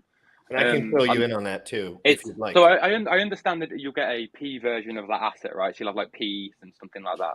Everything that's on Ethereum blockchain. So everything on the Ethereum blockchain, the system state of the Ethereum blockchain on decentralized wallets, not centralized, is going to be. So how does that work with like USDC? Because that's obviously a stable coin. So it's going to be a stable, and it's going to have no value on the other side unless people bridge it. So if those guys, let's say dudes with $100 billion have USDC and all their shit, and they're just, because if you look at the accounts now, you can just check them. Like, what are the big accounts keeping their USD in, right? You can look, and a lot of them die, a lot of them USDC. So I've been asking the question over the last 3 days, pretty much the same question, is like, is there going to be any value there? Maybe one adopts, right? Like, boom. And then you peg it 1-to-1. So like, there's like extreme, this is just as open-ended as anything could be. To answer your question, Joe, like if there's $65 billion worth of USDC tokens or whatever on ETH, sure, there's going to be 65 billion free tokens on Pulse. Somebody creates that bridge, bringing that over, and then a pair on a DEX, right, to keep them all like in line, kind of thing. But then that's where I was going with that in terms of like, how far can we bring that away from the source? Kind of, you know what I mean, conceptually to think of, right? So what you have, I mean, again, it's you lot will know more about the Pulse system than me, but what it seems like is that Pulse chain would need a stable coin of its own, rather, because it seems like, or as in, obviously UST can fill that role if there's some sort of bridge, but it feels like something like PUST, if it's not on peg, that's kind of intrinsically then not a stable coin. Correct. So it seems like what would need to happen is as soon as Pulse Chain opens, either they have their own native stablecoin, if that happens, so be it, or something like UST is immediately adopted that is then $1 on Pulse Chain, right? Because it seems like what would happen is there'd be no base of exchange on Pulse Chain at the very start because everything would be volatile. Yeah, that's what I'm expecting. Yeah, but until people start bridging something in, like if somebody takes like several $1 million or whatever quantity and brings it through on a bridge to hold that value on the other side. Because if you have $1 million worth of UST over here and you bring it through the bridge over here, and on this side of the bridge you can buy it 50 cents on the dollar, cool. You just double your bag and then bring it back against other people's bags. So what would be the incentive of the person providing the real UST in that case? Because they're getting a double on their shit. Yeah, if they provide adoption for that, and it's basically like if they take upon themselves to provide adoption for that, then it could potentially be adopted. And that's dependent on demand for the P derivative. Pretty much, yeah. It depends on what. So there would need to be stuff built for these like different P derivatives. Okay, I get you. Okay, that makes sense. I don't know. I mean, we all this is conjecture. Like we don't fucking know. This is very much conjecture, but this is the same conjecture that every Hexican is having, right? Like we're all right. This is the gab, right? Like what goes on? How could how could UST get adopted? Like I don't understand that piece. Like how could UST be kind of like listed locally on Pulse? So again, it's super easy to get a bridge going with any sort of, and is Pulse Chain an ETH fork, or is there a different term for that, or is it a? If you know any Hex developers, after this call, we'd love to connect with them and connect them with the TFL developers, and let's build that bridge immediately. Well, okay. You get with producer Bullish, if you get with producer Bullish after this, he'll give you any resources that you need. He's way more on the technology side. Or he knows well, I got the connection. I don't send. I can't do the whole. Like, but I think what you were saying, Sam, about how can it get adopted. If we just use Avalanche for an example, TFL have they've done OTC trades with Ava Labs. There've been loads of different collaborations there. It tends to be more at a higher level, and then it's kind of, oh, we're interested in the same thing here. Let's just build using both of our things, win-win sort of thing. There's a protocol coming out on Avalanche. I forgot what it's called. I think it's called like Hexagon. I know that's weird because we're on about Hex. I think it's called like Hexagon. And it's basically going to be a new DEX on Avalanche that exclusively has UST pairs. So it's that sort of thing that like drives adoption. And that's why what we were saying earlier about TFL holding a lot of Lunar supply, it's less of an issue because they're using it in these sort of ways to drive, the adoption forward. So there's no reason why a similar sort of thing couldn't happen on Pulse Chain. Okay, so they're using the 40% to utilize it in a way to drive the whole ecosystem, which then helps that 40%. Yeah, almost exclusively. Yeah, that's good. Cool. So this is super interesting stuff. Like I didn't know anything about other than like seeing it on some of these sites. As I mentioned, I'm brand new, but I appreciate you guys. I have to run, but this has been awesome. Like I'm very interested in Luna, like the whole ecosystem. Yes, exactly. And I think it's important to understand. Like the thing we try to do on this show is show people that like this is stuff you must not Terra, not this, not that. You must learn. Mm-hmm. You must learn these. This is the industry. Do you want me to be a leader in the industry? What am I going to do? Not learn anything? Yeah, so I don't understand. Ignorant, right? I don't understand the crypto tribalism. It's like, I can only invest in one stock in the world, right? It's like there's multiple different blockchains that are good at different things, and not everything is competitive against each other. And we're all trying to move to a decentralized world and move away from the true enemy is the larger corrupt political corporations in the world that are really doing a lot of this, right? So like we're on the same side, guys. So yeah, I completely agree, because you think about there's definitely, at least my sense being brand new, I definitely get the sense of tribalism to a certain degree. And when you see like how beautiful like a team can work together, or just collaboration might be a better way of putting that, and you see like more collaborative stuff, and yes, there's a shitload of that, but like the tribalism kind of pulls away from that from my point of view. So by bringing more people together and we're like, your shit's awesome, right? My shit's awesome. That doesn't mean your shit sucks because my shit's awesome. Like it's working together to like see how we can grow the whole, right? Like crypto is like 2% or 2.5% of the global population owns crypto. Let's get that to 20%. And then we all fucking destroyed it. You know what I mean? Like ungodly amount of gains, right? As the rest of the world understands what we're doing, like it's going to change how things are done completely, and we can get there faster by like collaborating with people or understanding like shit. You're like, oh, that's such a great idea. We can implement something like that over here. Or, oh, hey, this is how it's working over here, and learning from each other and working together. So I agree with that, Ronald. I appreciate both of you guys for coming on. Absolutely. You guys in the chat, I don't know if GFC is going to stay on for a little bit, but I got to run. Stay on for a little bit, and you guys feel free to stay on too. If you have any questions about Pulse Chain or Hex at all, I'll answer anything you got while I'm here. I have to go, but Joe can as well. But Joe can stay on. It was great. Joe, you got to go too, bro. It's been a pleasure. You guys gave me your time. I very much appreciate your time, and your insight was extremely important. Yeah, I'll take off as well. I'll leave you with the chat, GRC. Yeah, it would be good if I could chit with the chat a little bit. But yeah, dude, fine. Hey, I hope we can talk in the future, and I appreciate Absolutely. your open-mindedness, and your attitude is very good. And I think that you should keep talking on the internet, because I like your attitude, and I think it's a good vibe to have. I appreciate that. Well, thank you very much. See you later, Joe. Thanks for coming on, man. I appreciate it. I'll catch you on Twitter. That was cool. That was different, dude. My emotional energy is so different from like the different kind of like. Yeah, why, dude? Like, why? I know, dude. No, it's hard for me. I'm trying. Like, I get stuck in the tribalism. Why is it hard for you? I get stuck in the tribalism too, bro. Like, like I've been doing, just because I've been doing it for you. That's why I'm trying to break out. That's why I'm doing these shows. Because I'm sure anybody who's watching could see that too. No, it's been stressful morning, man. I've been learning about all this stuff, and I went to the Hexicans to ask, right? Because I just wanted freaking good questions. That's all I wanted, right? So I was like, okay, what are the questions? Where should I poke? Where should I go? And everyone, I didn't necessarily. There was a few guys super knowledgeable, helped me out, but at the end of the day, I just got a negative vibe from.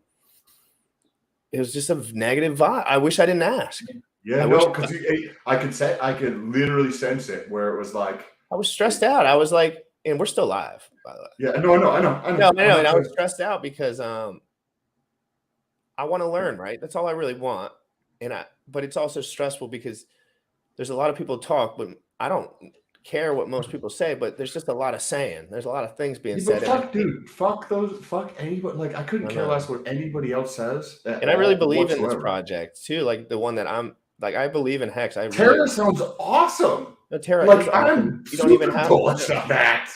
Well, no, but like again, there's certain reason people like stuff like Terra, and there's some reason that really DeFi nerds don't like Terra. Like there's some DeFi nerds don't like Terra because it's not 100. There's counterparty risk all over the place. So But that's okay. It's not, you know what I mean, Sam? Like counterparty risk is a part of business, right? They have businesses that hold vaults of this shit. This is a different fucking thing. Okay. Like, and that's all I'm saying. Like, it's just different, right? Like they're totally different. It's like saying a skateboard and a surfboard, one's not cool and the other one is cool. It's like some people think that shit's cool. Some people love to there's I'm sure it's in this I definitely see it in this community, but I'm sure it's in other communities too where they kind of like look negatively upon other shit, which I couldn't care less. Like, I'm here to learn, and don't let those other people who try to bring their negativity, like, it doesn't need to leech onto you because you're way stronger than that, bro. Like, and that's why I stick and stay. You know, whether my emotions are here or not, I asked all the questions I wanted to, and that was amazing. I have I have to look back at that. And there are a couple inferences in the chat that I want to double back on. But other than that, like, I feel like I'm not going to spend any money on Terra anytime soon, but I'm going to pay attention to it, right? Like, I'm invested in this one thing at this one moment in time. As it happens, it's launching, guys. I'm here. Like, this is what I'm focused on. But in a year, I'm going to have a different haircut and a different beard and a different brain. Yeah. I mean, I looked at the thing. It's got a 5x in the last year. Like, that's pretty dope. Like, no. If anyone says the price chart isn't parabolic, they're just not reading the price chart. I mean, yeah. I'm like, but again, Hex has outperformed, and that's very also important to say. Like, Hex has that price performance involved in it. Like, when they were creating Hex, Sam, Richard was thinking about the price performance. He wanted it to be parabolic all the time. How did he do it? Make as little people sell as humanly possible. And he created this. So Richard, hats off to you, brother. That was dope as frick, dude. But just like the Terra Luna guy, you know, there's a lot more scam artists in Terra Luna than there are in Hex because there's just a lot more ends. There's loose ends everywhere, but it's a whole blockchain. It's going to be just like when Pulse Chain comes out. So it was like a 7.2x on Hex at 18 cents roughly, and a 5x on Luna, right? So like, you're fucking dominating either case. That's not including like any yield earned, but they're both great performing. And I'm not saying like people like, oh, don't fucking invest anywhere else, or like just lunatic crazy people. You don't need those people in your life. But if you want to like learn and just grow in general, and you see this as the future, like, we already know Hex is gonna fucking dominate shit. There's no doubt about it. It's in the code. And there's important things to like learn just in general across the board. Hey, what if we were the first one to have this episode, and you know, like, maybe there was some synergy there, and maybe we were a catalyst of one of the, and I'm not saying, guys, I don't know the fucking specifics. This could be way off, but you know what I'm saying? Like the butterfly effect, right? Yes, correct. This is that was cool. Like, I'm not in the position right now where I plan on putting a ton more money in until I'm getting some refinance stuff done. But yeah, but if you're learning this now and other people, we can already see that others are not, then exactly. And what happens if you can just leverage everything when you know more than everyone? It's just like, correct. And there's could be opportunities with Pulse and UST because it's going to be bridged over, and there's going to be all this shit. That's so much opportunity. But I wanted to share with you guys this. We're doing the Crypto Fitness Challenge. Again, I can't win this Crypto Fitness Challenge, and I was going to beat GRC. But then he was like, "Oh, dude, can you please not beat me in front of everybody on the stream?" Like, damn, I've been going two times. So Motley, talking all this shit over on Twitter, was like, "Hey Sam, if you beat me, I'll give you 50,000 Hex." Motley has 14,300 followers. I'm at like 2,600, and the only way I'm going to win is with your help. If you want to help, you think it's fun, you enjoy the content, like, jump over there. There's a link down below. for Twitter, jump over to Twitter, press the follow button, retweet this tweet over there. I'm doing a daily update over there too in terms of how much I'm progressing relative to him, because I need to basically increase my following by about 134 people per day for 90 days. The challenge ends on July 30th. So if you guys want to help out, jump over there. I think GRC is going to stay on here and get into the comments more. I might invite anyone on that wants to come on, and make sure you unfollow Motley before you follow Sam, because that helps the ratio. Yes. Game theory. Yes. Go and follow Motley after you follow me. I got a 5% bridge on that, or to the grc.com on that. I can advertise for you now. If anyone wants to hop on and talk, I'll be on for 20 minutes. I'm going to talk to the chat a little bit, interact with the chat, because I haven't had the chance to at all this week, because we've been so just like, dude, we've been jam-packed with fucking alpha all week. My brain is in a million directions, but you know, I got all the pictures on my whiteboard, so I can always go back. Hey, brother, hey guys, when I finish a stream like this, when I finish a stream, I take a picture of this, and then I have this for my notes, my active notes while I was doing the stream. And well, I did some before, but you know what I mean. That's a great strategy if you don't have a notebook. If you want a whiteboard, it's nicer because the font's a little bigger. Yes. Dope. Hey, brother. Hey, give me a call later today. Yeah, no, I'm going to call you today. We got a bunch to talk about as always, and I will see you soon, guys. Let's give them the little outro. I'm going to put the Crypto Fitness Challenge on, guys. Please share the stream, like the stream. We're going to be doing a 24-hour live stream. We're going to be going live for 24 hours. I'm going to put a catheter into my Peter, and I am going to stick and stay and I'm going to have a couple energy drinks. And I'm going to have a diaper and everything, guys. It's Sam. Thank you so much for coming on here. This has been a great episode. I'm going to stick here for the chat a little bit, guys. Make sure you're active in the Crypto Fitness Challenge. Tag Crypto Fitness Challenge on everything. When you're doing that, I'm going to run this little promo real quick, guys. Boom, boom. Oh, never mind. My bad. I don't have the challenge on here. I undid it because people keep emailing me. But I'm going to do the Hex from the Start song for 1 second. I really have to use the bathroom. Anyone wants to come on, go ahead and DM me real quick. DM me and share this. Let's get someone on that's I'm going to actually let me send a couple of links real quick. Let me send a couple of links before I go on the break real quick, guys. Hope everyone's doing great. Please leave a comment if you're in here. Please share this out if you're in here. I'm going to stay on for another 30 minutes or so and chit chat. I'd love anyone that wants to come on and talk about Terra Luna, or talk about Hex, or talk about Maxi, or talk about life. Let's freaking go. I want to talk. Let's interact. This is a little chance, but I was not. Oh, damn it.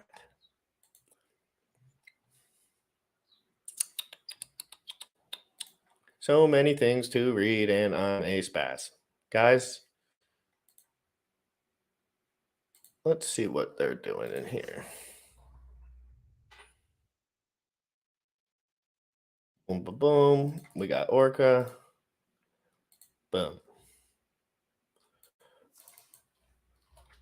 We got Tangent. Boom.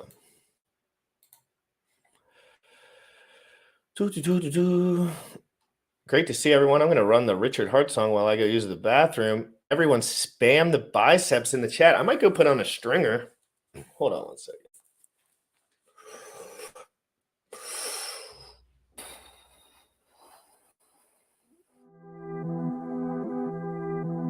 Young folks, you tripping on them motherfucker. Richard Hart. Richard Hart. Bought my Hex from the fucking start. .1 every day we mark. Bought my Hex from the fucking start. Sacrificing all this bread like I'm Richard Hart. Got paid on big payday and I had a hairy start.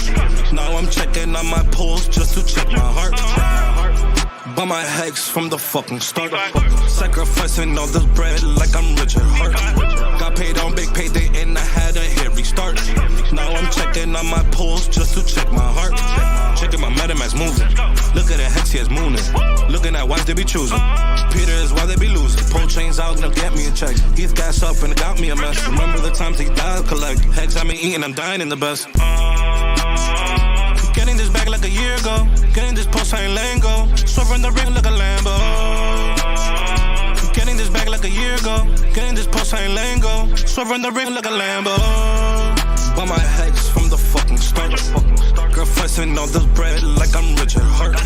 Got paid on big payday and I had a hairy start. Now I'm checking on my pulse just to check my heart.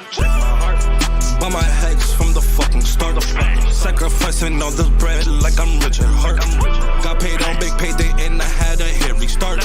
Now I'm checking on my pulse just to check my heart. Richard Hurt. Richard Hurt. Richard Hurt. Richard Hurt.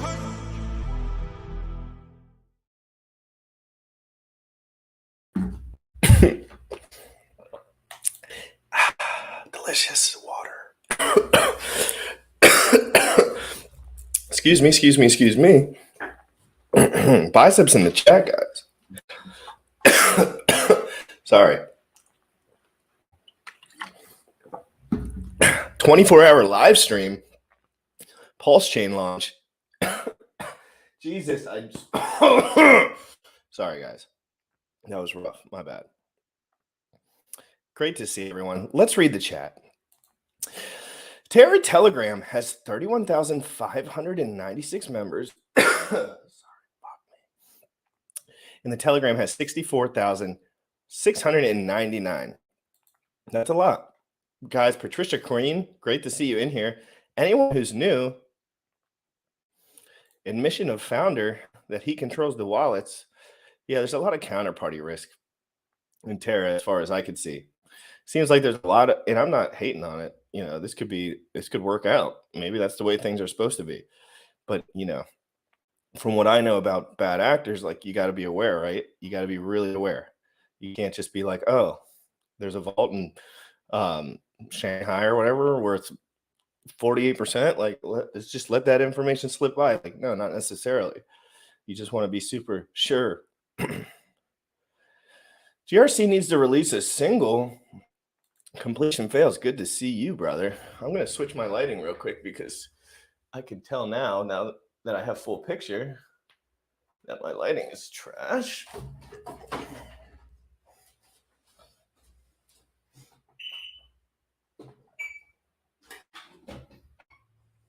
Sorry about that. Yeah, I'm glad that I get to spend some time with you guys. This is nice. Any questions for GRC in like future episodes, anything like that? I'd love to spend a little bit of time. Great. I'm working my shitty job currently. Well, just know completion fails. Keep working on your passions, whatever you're doing, and hopefully you'll be able to make your transition here shortly into whatever will make you happy in your life for your family moving forward. T-Bird, thanks for all the comments today, T-Bird. I really appreciate that. I really enjoyed a lot of your insight in there. Crypto Stylist, great to see you, as always. Hopefully I get to meet up with you in DC shortly here. When you compare anything else to what's going on, it falls short. Benny, I agree. To be honest, I agree. In my personal opinion, though, like not everyone's personal opinion, I wish you could see the logos when I was by myself. Is that possible, Bullish, at any point? I wish I could show the logos in the screen. Not right now, but in general.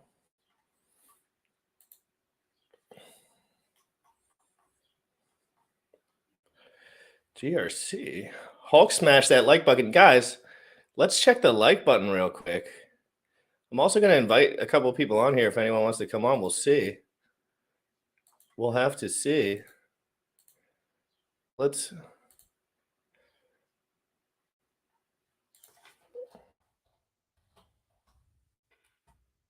Either way, I'm just going to chit chat with the chat while I have a minute. I'll stay on until 1. If no one comes on, it's totally cool. Invite Wendy's. Let's see what Motley's doing. Boom, boom, boom. Boom, boom, boom, boom, boom, boom, boom. Hex news. Sacrifice balances, guys. Let's check the hex price too while we're at it. I'm going to pull up uniswap.hex.vision really fast and see what we got going on.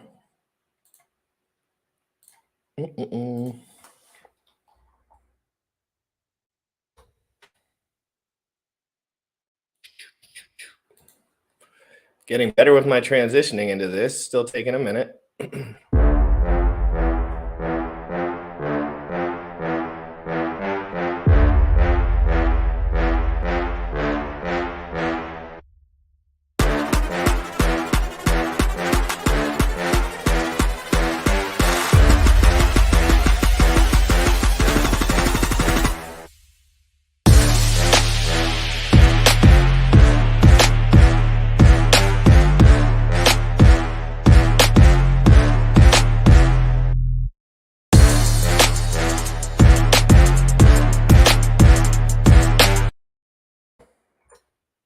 I eat carbs once a day, Frank. Ooh, that's so cool. There we go.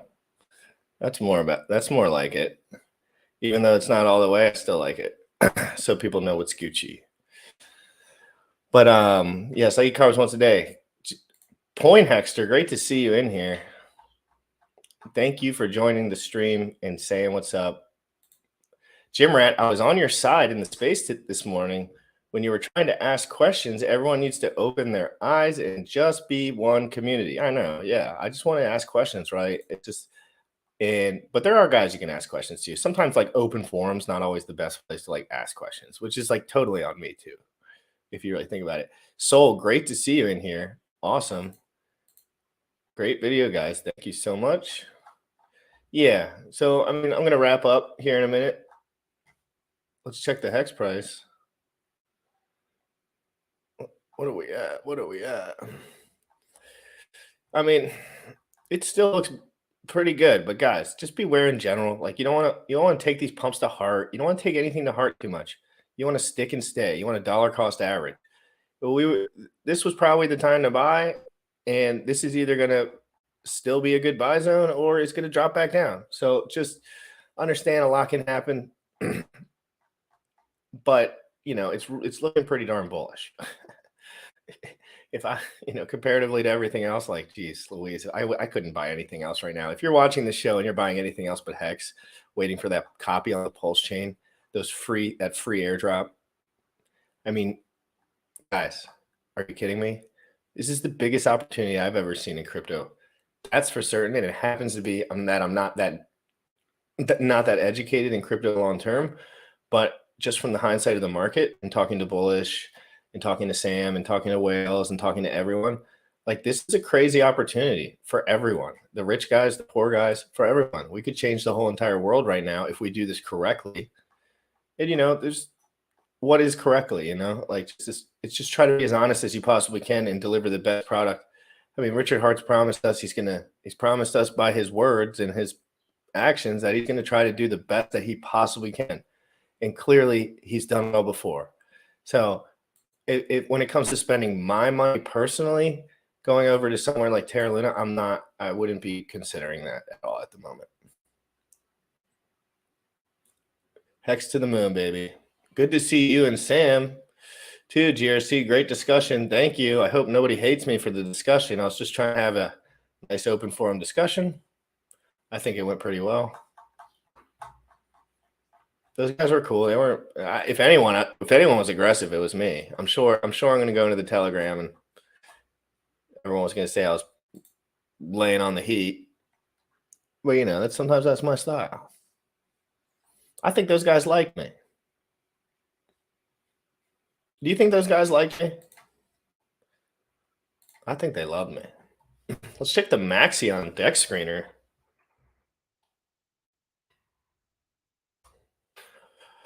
Always love checking that Maxi premium because there's always an arbitrage opportunity there above or below the premium. If you know what I know about Maxi, you are absolutely bullish. super bullish on Maxi. Let's check it. So we're at 2103 with Maxi, guys. Listen to this. Am I sharing this? Darn it. Let me go here and let me be on StreamYard. Why won't it pop over? Share this. Okay, here we go. So guys, look here. Where are we at? 2103. Maxi to Hex. On Uniswap, dexscreener.com, guys. Swap to the Hex price here. And you can see the prems. The supreme prems, guys. The supreme prems. Maxi to Hex. Maxi to Hex. Good shit. Just like we planned it, right? Not gonna lie, I don't think I'm gonna eat enough. I felt awful. I don't think I'm eating enough. I felt awful this morning. Boss, what's your weight goal? You should probably be eating more. What you should definitely think about. Good morning, everyone. Good morning. Tank Crypto, great to see you. Everybody smash a like if you're here. I appreciate you. Spending a little time with the chat so I can have some time. So if anyone has a question or a concern or maybe a suggestion for a future show, just let me know. Spending a little time with the chat. Whoops. Go ahead and subscribe if you haven't already, guys. I never get to spend time. 18.3. Thank you, HexyCat, for the thank you, HexyCat, for the update as always. Appreciate you. HexyCat and Melv always giving the price updates. Hex is absolutely looking bullish right now. LOL, the Hex price goes up as GRC's calories go up. Yeah, my calories have been going up substantially. Telegram freaking scams are the biggest joke ever.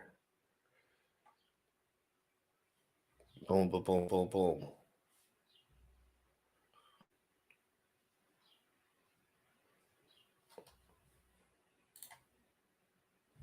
Boom, boom, boom, boom, boom. My goal is a nice physique, to be honest. Yeah.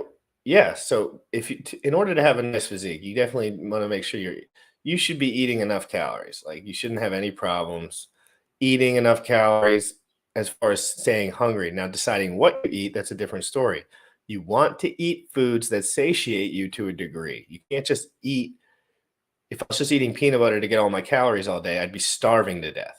But if you're eating salads and lettuce wraps and delicious meat and fruits, then no, you're going to be more full. It's going to be more voluminous within your stomach and per calorie. Therefore, you have to find those nutrient dense foods that maybe aren't so high calorie, but have a lot of fiber and nutrition in them. It's not always easy. I'm trying to eat under 2,000 calories a day and I'm down 220 to 225. My goal is 190.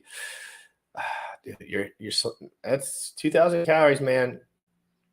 That's light. I'd have to see your frame. I'm curious to what your frame looks like. Like, are you muscular? Are you strong? Are you more so a little skinny fat? Just kind of let me know where you're kind of at, because you're getting those calories low. I get my calories that low, but I'm way smaller than you. High calories only work if you put the work in, right?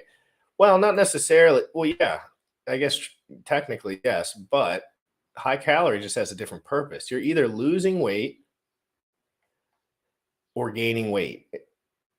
There's no in between, really. So like you either have to be moving up a little or moving down a little. So you'll either be upping your calories or downing your calories. There's not, if you have a goal, you need a goal, right? You can't, there's this nutrition like middle ground. Like I either want to gain a little bit of weight right now or lose a little bit of weight right now. So you kind of want to decide that first.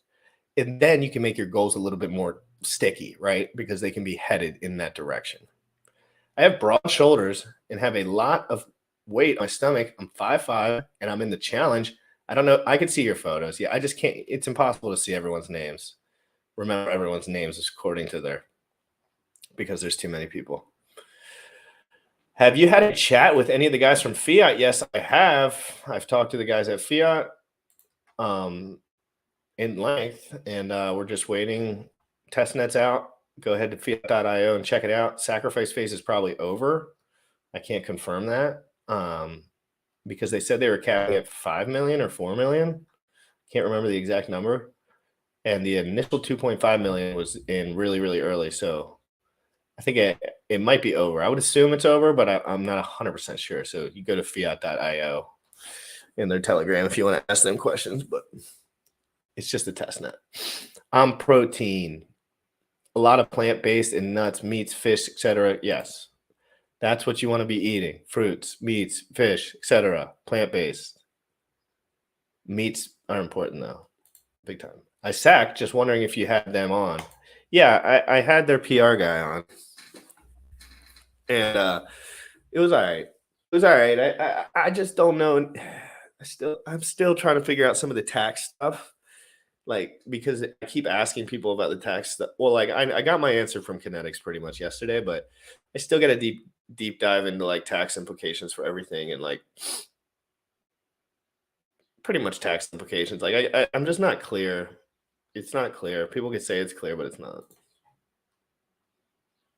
But it ain't. But it done ain't. Brought the attitude a little bit down today. It was a kind of stressful morning, but I'm just human, guys. Normal day. Going to go to the gym today. It's going to be sick. I hope everyone is doing absolutely fantastic. It's been a crazy episode. This has been a crazy week. If everyone's here, please subscribe. We're going to keep going hard. We're going to keep. You can't. Yeah, I got to speak to a CPA, but the problem is CPAs don't like giving tax out of their jurisdiction, which is always out of their jurisdiction. It's like they don't ever want to talk about the specifics online. They'll talk about the specifics in your DMs. All right, guys. Great to see everyone. It's been a great episode. I hope you enjoyed it. I really hope you're hitting the subscribe button, hitting the like button, hitting the retweet button. Follow me on Twitter. Follow me on Instagram. Follow me on YouTube. Follow me on TikTok. Follow me on Facebook. Okay? I'm on everything. Sorry I didn't get to everyone's questions, but I hope everyone's doing well. God bless. Pulse Chain is coming soon, guys. Prepare yourselves by watching the show every single day. I'm going to be covering Pulse Chain as it launches, along with doing a 24-hour live stream when Pulse launches, when anyone can come on and chat within reason. If their audio is good, would be preferable. But good to see everyone, guys. Biceps in the chat. Have a great weekend. Make sure you get your fitness in, guys.